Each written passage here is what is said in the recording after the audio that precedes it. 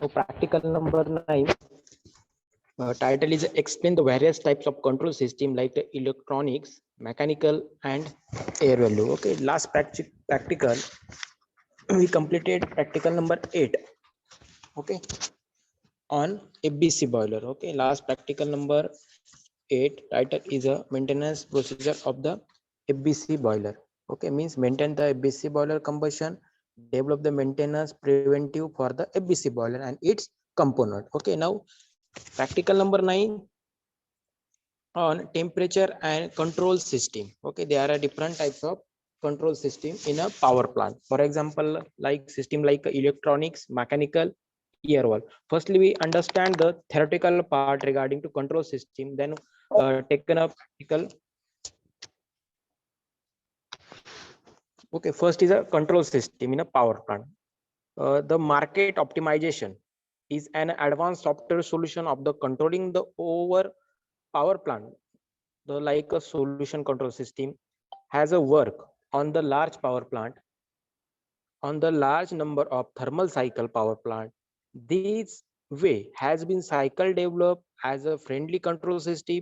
There are reliability of our control system and there the case of use in a highly successful install many control system. Okay, we know the what is a control system. आपण बघितलं की power plant, different types of boiler बघितले, power plant बघितले, power plant साठी temperature control. For example boiler आहे, बॉयलरचं एक temperature असतं. Okay, बॉयलरचं एक टेम्परेचर असतं, त्या टेम्परेचर पर्यंत आपल्याला त्याचं प्रेशर असेल, टेम्परेचर असेल, हे कंट्रोल करावं लागतं. ओके, बॉयलर जी हिटिंग असते ती हिट जी क्रिएट होते ती तर फर्नेस किती हिट होते, ती फर्नेस किती हिट होते तिथे ते टेम्परेचर इंडिकेट करतं, टेम्परेचर गेज मीटर. त्यानंतर त्याचं प्रेशर असेल, प्रेशर तिथे मेजर केलं जातं. ही कंट्रोल सिस्टीम आहे. मग तिथे प्रेशर असेल, टेम्परेचर असेल तर तिथे कंट्रोल सिस्टीम आली. मग टेम्परेचर रिगार्डिंग असेल, प्रेशर रिगार्डिंग. मग त्या बॉयलर रिगार्डिंग सोबत एक टेम्परेचर सेट केलेलं असेल 70. ओके, 70-80 सेट केलेलं असेल तर ते 70-80च्या रेंज मध्ये आल्यानंतर आपण काय करतो, जे आपलं कंबशन मध्ये फ्यूल इन्सर्ट करणे ते कमी करतो. ओके, मीन्स कशावरून आपल्याला अंडरस्टँड होतं, कंट्रोल सिस्टीम वरून. ओके, म्हणजे सपोज जर हिटिंग जास्त होत असेल तर ऑटोमॅटिकली ते कंट्रोल सिस्टीम मधलं फ्यूल असतं, कंट्रोल सिस्टीम सेन्स थ्रू ते फ्यूल कमी करतं. आणि सपोज टेम्परेचर कमी होत automatically control system automatically fuel हे कंबशन चेंबर मध्ये इन्सर्ट करत असतात. अगेन्स्ट तो बॉयलरचं टेम्परेचर हे मेंटेन होत असतं. ओके, या प्रकारच्या कंट्रोल सिस्टीम असतात, वेगवेगळ्या टाईपच्या कंट्रोल सिस्टीम असेल, मग प्रेशर असेल. आणि आपण बघणार आहे फीड वॉटर. आता या प्रॅक्टिकल नंबर 9 मध्ये we are discussing the temperature and feed water. Okay, दोन सिस्टीम दिलेल्या आहेत, temperature and feed water control system. And there are also the various types of control system in a boiler and power plant. For example, door control unit, engine control unit, electrical power steering unit, human machine powertrain control module, powertrain control unit, seat control unit, speed control unit. Okay, transmission control unit, brake control module, battery management system, and air valve control system. This is the many types of control system in a power plant. Okay, आपण बघितलं खूप टाईपच्या control system ह्या power plant मध्ये use केल्या जातात. आपल्या study practical आहे. For example we are discussing only electronic controlling system, engine controlling system आणि स्पीड कंट्रोल. ओके, तर first one is electronic controlling system, second one is engine control and the speed control. Already we know the what is speed control. तुम्हाला माहिती speed control system काय असते. For example you are using the sensor in a speed control. For the speed in a sensor unit, wheel speed sensor, velocity sensor, IS sensor unit. Okay, आपण जे speed असतो, आता आपण बघितलं की काही गव्हर्नमेंटच्या बस असतील, एसटी बस असतील, काही कार्स असतील. फॉर एक्झाम्पल ज्या एसटी बस असतील त्याच्यामध्ये एक स्पीड असतं, त्या स्पीडला पण आपण कंट्रोल केलं असतं, लॉक केलेलं असतं. ओके, स्पीड आपल्याला लॉक पण करता येतं आणि कंट्रोल पण करता येतं. मग कंट्रोल कशा थ्रू करतो आपण, sensor unit, speed sensor, velocity sensor and IR sensor through आपण गाडीचं स्पीड हे कंट्रोल करत असतो. ते कंट्रोल सिस्टीम त्या लेवलनुसार तिथे यूज केलेली असते.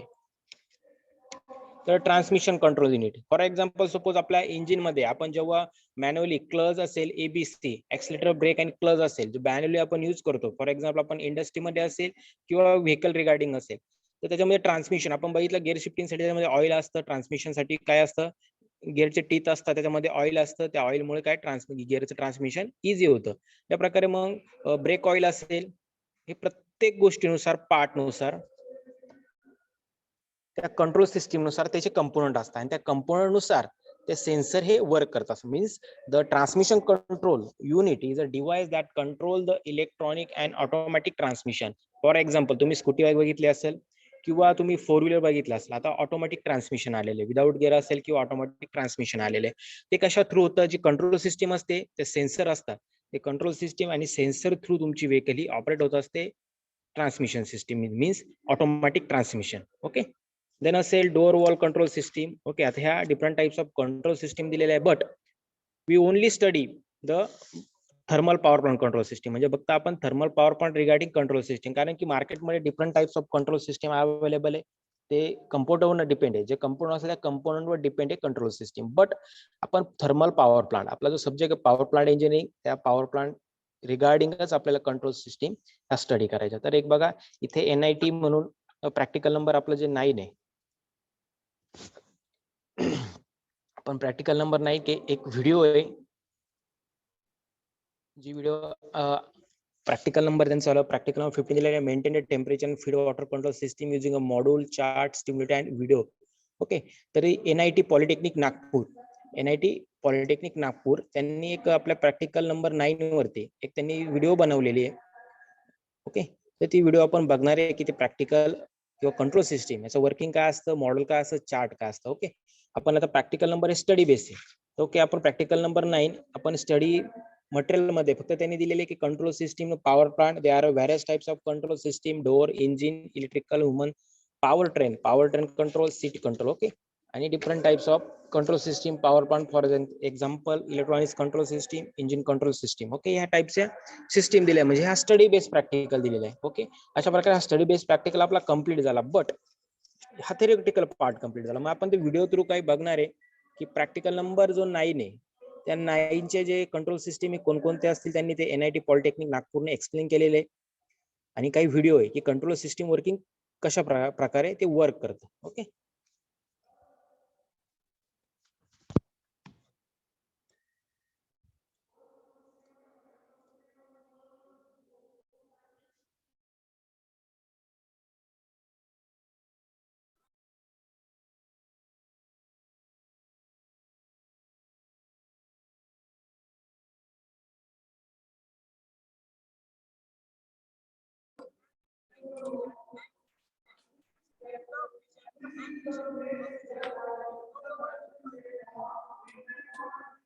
learning outcomes. After completion of this practical video lecture, you are able to maintain temperature and feed water control system in steam power plant or thermal power plant. Program outcome will be mapped by this table given below as PO1 to PO7 and PSO1 to PSO.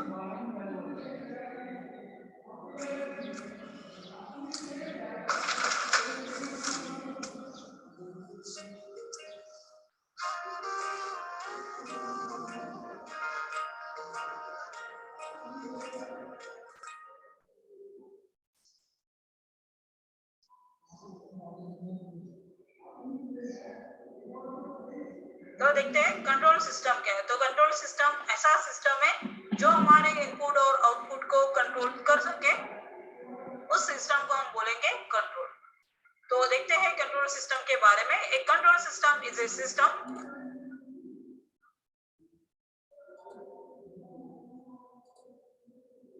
which provides the desired response by controlling the output. तो हमें Dzire response achieve करना है output को control करके. तो इसका हम एक फिगर देखते हैं कि कंट्रोल सिस्टम का सिंपल ब्लॉक डायग्राम कैसे होता है. तो जैसे कि इनपुट आता है तो ये कंट्रोल सिस्टम में जाएगा, तो हमें डिजायर आउटपुट मिलेगा जो हमने प्रोग्राम किया. जैसे कि फॉर एग्जांपल बॉयलर देखते हैं, तो हमने इसी कुछ लेक्चर पहले बॉयलर पढ़े थे. तो हाई प्रेशर बॉयलर में इनपुट होता है हमारा स्टीम, इनपुट होता है हमारा फायर. कंबशन चैम्बर में जो भी हम कोल फ्यूल्स इनपुट देंगे इसका आपस में बर्निंग होगा और साथ में इनपुट होगा हमारा वाटर. जिस वाटर को हमें आउटपुट फॉर्म में स्टीम चाहिए, दैट्स ए आउटपुट. और इसके बीच में जो भी हमारा कंबशन चैम्बर का टेम्परेचर रहेगा सुपरहीटेड स्टीम फॉर्म में जो भी रिक्वायरमेंट होगी, क्वालिटी होगी, उसे हम बोलेंगे कंट्रोल सिस्टम। तो ये हमारे आउटपुट को एक डिजायर्ड फॉर्म में कंट्रोल। तो let us discuss about types of control system. तो ये कंट्रोल सिस्टम के दो टाइप्स होते हैं, ओपन लूप कंट्रोल सिस्टम है, क्लोज लूप कंट्रोल सिस्टम। ते ओपन लूप कंट्रोल सिस्टम के बारे में। तो open loop system also referred as a non feedback system। तो ओपन लूप कंट्रोल सिस्टम क्या है?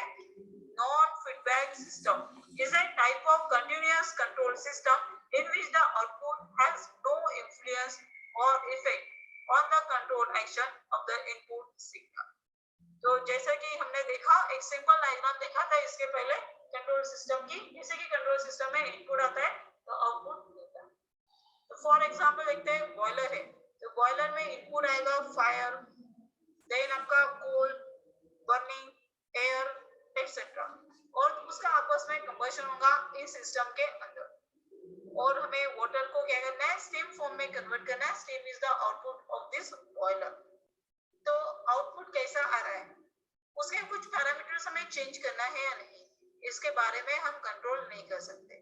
Just water intake and there will be a combustion in boiler and output is a steam. That is a open loop control system।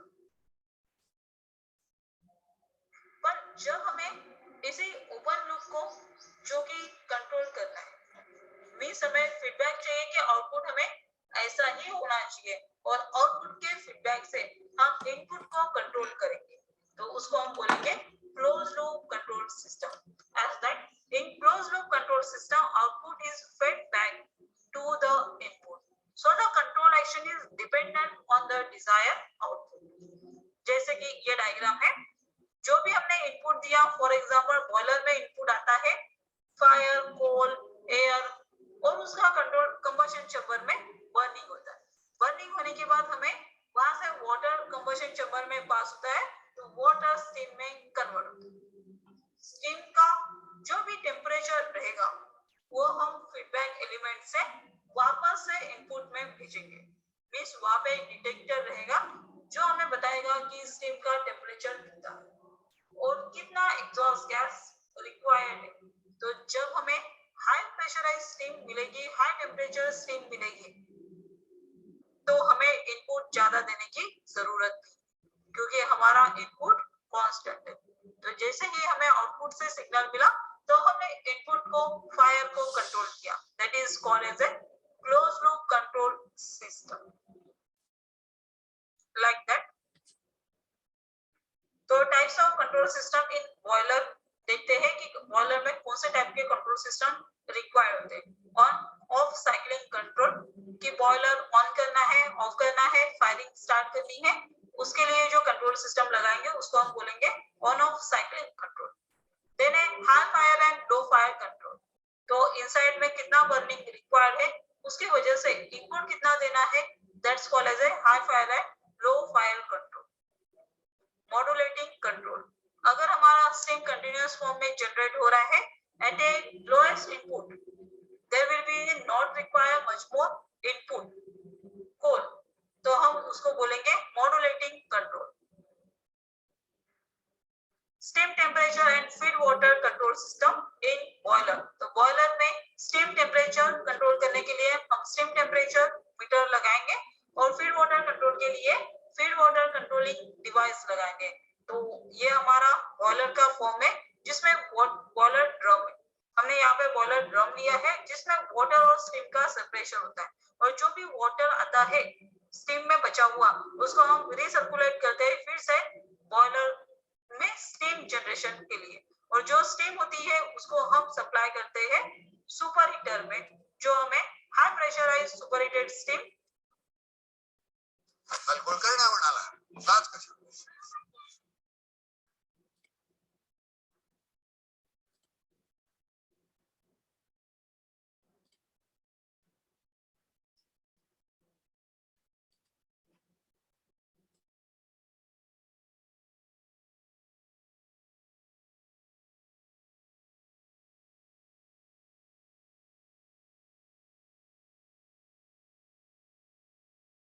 Temperature control करना है, तो जो steam यहाँ से इस बॉयलर ड्रम से बाहर निकलेगी उसको हम स्टीम फ्लो ट्रांसमिशन के थ्रू उसका टेम्परेचर चेक करेंगे। That is a nothing but the temperature sensor to detect the steam temperature before a super heat. Then feed water control, जो वाटर बॉयलर ड्रम में बचेगा सेपरेशन ऑफ स्टीम, उसको हम recirculate करते हैं फिर से स्टीम बनाने के लिए। तो उसमें जो हम फीड वाटर की लेवल आइडेंटिफाई करेंगे उसके लिए हम यहाँ पे वाटर लेवल कंट्रोल लगाएंगे एलसी एंड एफसी लगाएंगे फीड वाटर फ्लो कंट्रोल। तो ये वाटर की लेवल कितनी है ये हमें डिटेक्ट करेगा by this control element LC and FC. That is a steam temperature and feed water control system. Feed water control में हमें वाटर की बॉयलर के अंदर कितनी लेवल्स है ये आइडेंटिफाई होगी। नहीं तो without feed water control system से अगर हमने बॉयलर चलाया और हमारा बॉयलर में वाटर ही ना रहा तो बॉयलर के जो एलिमेंट्स है एक्सेस हीट के वजह से बर्न होंगे। तो ये कंट्रोल सिस्टम हमें इस ऑपरेशन को कंट्रोल करने में हेल्प करता है in between boiler to form a water level indicator or steam temperature at the various inputs and output circumstances। तो हम ये टेम्परेचर इंडिकेटर बहुत जगह पे लगा सकते हैं जैसे कि इकोनोमाइजर है, सुपर हीटर है, प्री हीटर है। इस डिवाइसेस पे वहां का टेम्परेचर काउंट करके हमारे सिस्टम को कंट्रोल कर सकते हैं। That is called as a steam temperature and feed water control system in boiler। Now the time is to discuss practical outcome achieved by this video practical lecture as maintain temperature and feed water control system in thermal power plant or steam power plant। Program outcome achieved by this video lecture as PO1, PO5, PO6 and PO7 are the mapped in this practical video lecture। Thank you, happy learning, stay online।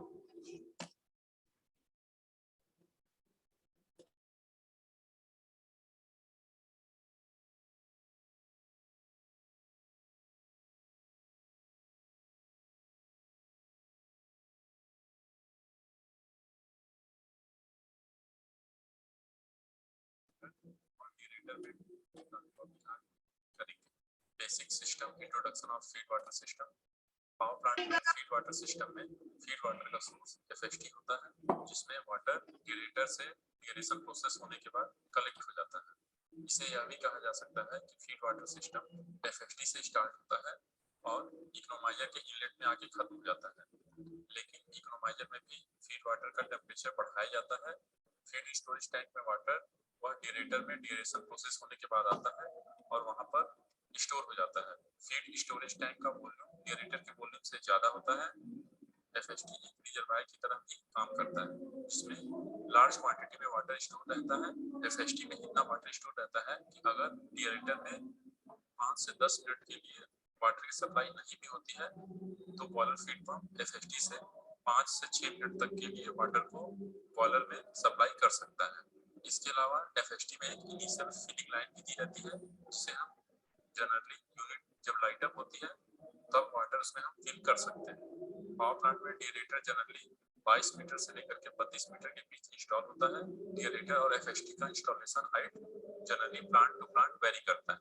इसके अलावा यह height पर installation होने के कारण boiler feed pump को एक NPSH भी प्रोवाइड करता है। फीड वाटर सिस्टम में feed water high pressure deaerated water होता है जो कि बॉयलर को सप्लाई किया जाता है जिससे वह वाटर स्टीम में कन्वर्ट होती है और टरबाइन के लिए फर्दर सप्लाई होती है। एक थर्मल पावर प्लांट में बॉयलर फीड पंप का डिस्चार्ज प्रेशर बहुत ज्यादा होता है जो कि कंटिन्यू बॉयलर को वाटर सप्लाई करता रहता है। जब स्टीम बॉयलर से जनरेट हो जाती है और टरबाइन को सप्लाई होती है वहां से वर्क करने के बाद स्टीम मेन कंडेंसर में डंप हो जाती है और वहां से फिर वाटर कंडेंसेट एक्सट्रैक्शन पंप की सहायता से ड्यूरेटर में स्टोर कर लिया जाता है और वहां से ड्यूरेशन प्रोसेस होने के बाद वाटर फीड स्टोरेज टैंक में आ जाता है। फीड वाटर ऑक्सीजन और कार्बन डाइऑक्साइड से फ्री होनी चाहिए, यानी कि जो वाटर जब बॉयलर ड्रम में सप्लाई किया जाता है तो उसमें ऑक्सीजन और कार्बन डाइऑक्साइड दोनों अवेलेबल नहीं होना चाहिए। इसके अलावा फीड वाटर एटमॉस्फेयर के कांटेक्ट में नहीं आना चाहिए। इसका मतलब कि जो फीड वाटर है वह एयर के कांटेक्ट में नहीं आनी चाहिए। एक थर्मल पावर प्लांट में कंडेंसेट सिस्टम होता है वह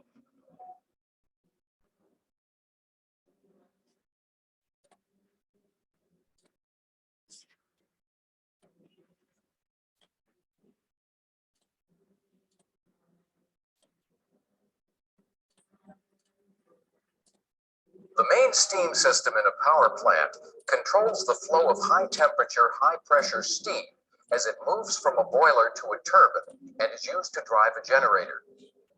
To increase overall plant efficiency, some steam is extracted from the turbine and used to heat the feed water for the boiler. The rest of the steam is exhausted from the turbine to a main condenser. Condensate from the main condenser goes through the condensate system and becomes feed water that returns to the boiler through the feed water system. In this way, the condensate and feed water systems work together to supply water at the proper rate to support normal boiler operation. Because the functions of these two systems are interdependent, they're often considered one system, the condensate and feed water system. To maintain normal operation of a power plant's boiler, the water going into the boiler must be equal to the amount of steam that leaves the boiler and enters the main steam system. Keeping the boiler supplied with the proper amount of water is the job of the condensate and feed water system. This simplified illustration shows the arrangement or layout of some of the major components of a typical condensate and feed water system and a main steam system. Included are a boiler, a turbine, a main condenser, a feed water storage tank, and various pumps, heaters, valves, and piping. The area between the main condenser and the suction of this pump, the boiler feed pump, is the condensate side of the system. We'll look at it first. Additional systems are often connected to the basic condensate system that we've just seen. Typically, a chemical addition system is connected to the condensate system. In some cases, however, a chemical addition system may be connected to both the condensate side and the feed water side of the system, or just to the feed water side. In any case, the chemical addition system has equipment for adding chemicals that minimize corrosion and control the pH of the condensate or water. pH is a measure of how acid or alkaline the water is. Usually, a condensate system also has a makeup water system that is connected to the hot well. The makeup water system includes a condensate storage tank and purification equipment that is used to add pure water to the condensate system. The added water compensates for water losses that may occur during normal system operation or from leaks. Finally, various components in the condensate system are also equipped with instruments.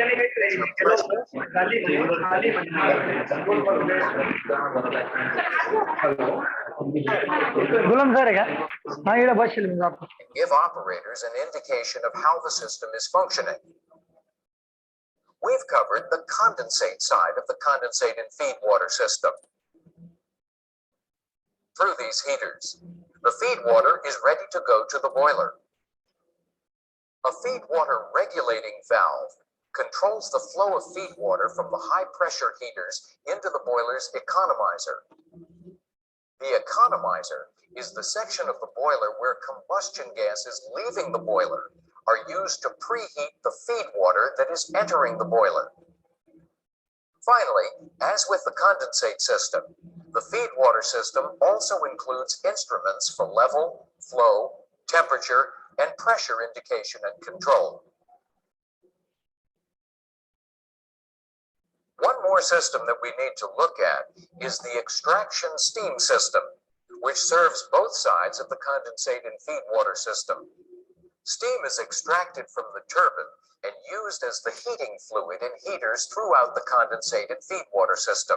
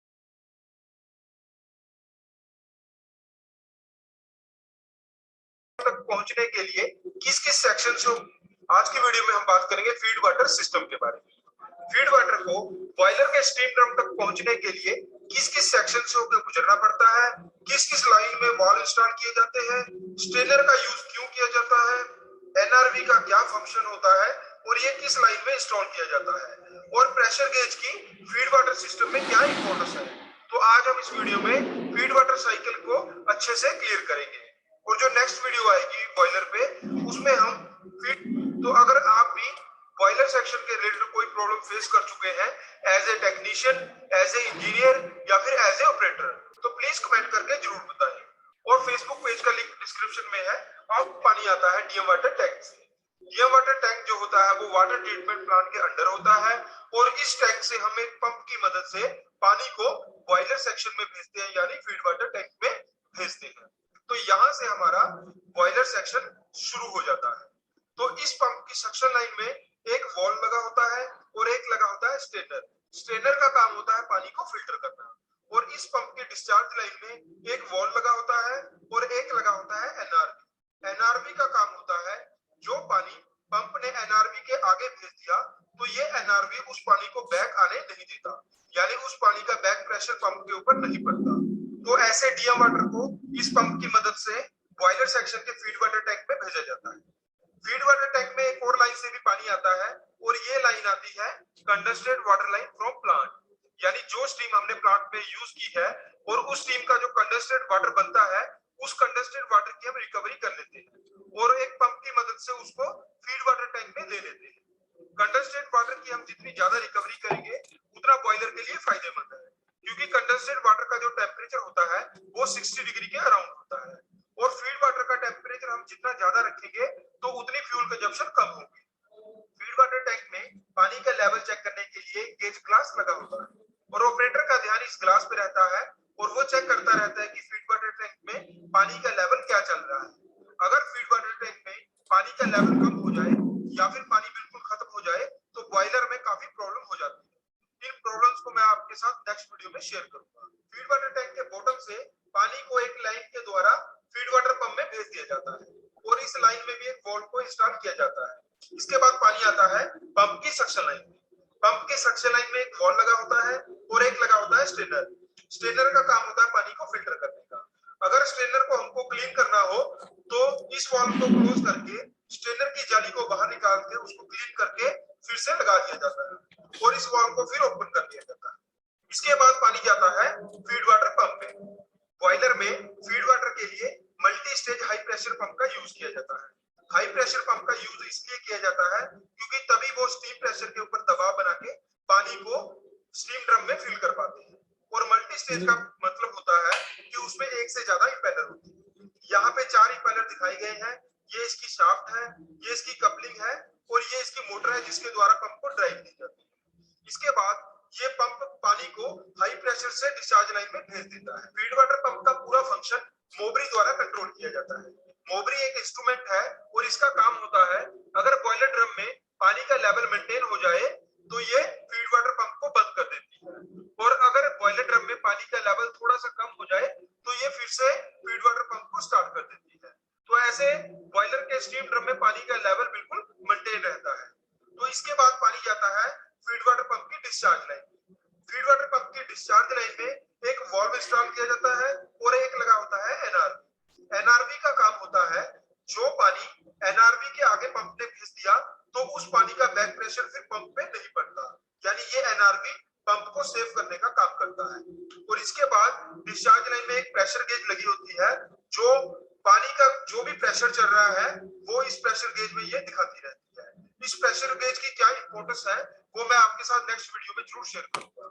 इसके बाद ये पानी के heat exchanger होता है। इग्नोमाइजर में हम flue gases की हीट एनर्जी का यूज करके फीड वाटर के पानी का टेम्परेचर और इंक्रीज कर लेते हैं और इग्नोमाइजर की इनलेट और आउटलेट में एक एक वाल्व दिया जाता है। तो इसके बाद पानी जाता है फीड चेक वाल्व में। फीड चेक वाल्व के द्वारा हम पानी के फ्लो को कंट्रोल कर सकते हैं जिस भी फ्लो से हमने पानी को स्टीम ड्रम में फिल करना है। और फीड चेक वाल्व में एक एनआरवी भी लगा होता है जो स्टीम के बैक प्रेशर को इस लाइन में नहीं आने देता। फीड चेक वाल्व में एक एनआरवी लगा होता है और एक एनआरवी लगा होता है पंप की डिस्चार्ज लाइन में। ये दोनों एनआरवी फीड वाटर पंप को सेव करते हैं स्टीम के बैक प्रेशर से और पानी के बैक प्रेशर से। और फीड चेक वाल्व की पूरी वर्किंग की वीडियो का लिंक मैं आपको डिस्क्रिप्शन में दे दूंगा। आप